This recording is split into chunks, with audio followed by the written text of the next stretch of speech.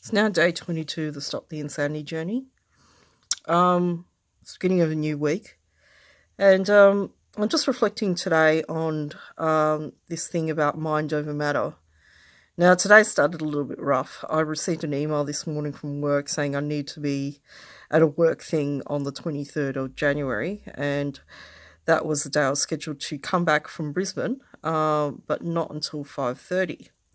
So that really put me in a spin. Now, normally in the past, I would have gone into total meltdown and blamed myself, blamed the world, blamed the universe for things going wrong, just repeating my old behaviour patterns. And for a few hours, I almost did.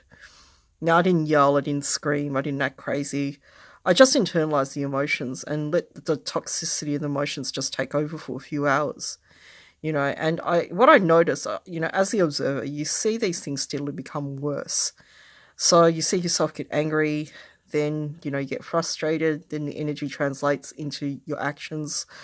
You miss a bus or a tram, you walk in the heat. It takes you another 20 minutes to get to where you want to. Then, doing the grocery shopping, the grocery shopping's too heavy, have to call an Uber, etc., etc. You know where this is heading. Then you blame it on, oh yeah, that email this morning. Now, I really had to be strong here and actually go, what is this really about? Is this about that email or is this about something else? And I don't think it was really about that email. I think it was about how when something happens and things don't go my way and how I put the blame on myself or I put the burden on myself to try to fix things. And things aren't easily fixed sometimes or fixed the way you want them to when you want them to. And this can put a huge emotional strain on me. And I thought I would, try something different this time and actually just observe my behaviour, see what I was doing, see if I could think differently and act differently and then feel differently. And that's exactly what I did today. And the effect afterwards was quite amazing, actually. I did some meditation, had a bit of a cat nap. And then by the time I got up, I didn't feel as bad. And that was what was really amazing. And surprisingly, I had enough energy to even go to the gym that afternoon and come home and make a really great meal and actually go for another walk after 6 o'clock. And then a friend came over. And, I feel like today was actually a really good day in a lot of ways.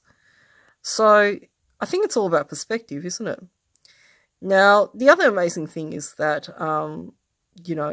after the last 2 weeks of a lot of ups and downs and my diabetes almost going back to square one, as in terms of severity, I've almost come back to the optimum levels. And I think it's really to do with my thinking and my feeling and my actions and my thoughts and how I've dealt with them within just, say, about 48 hours.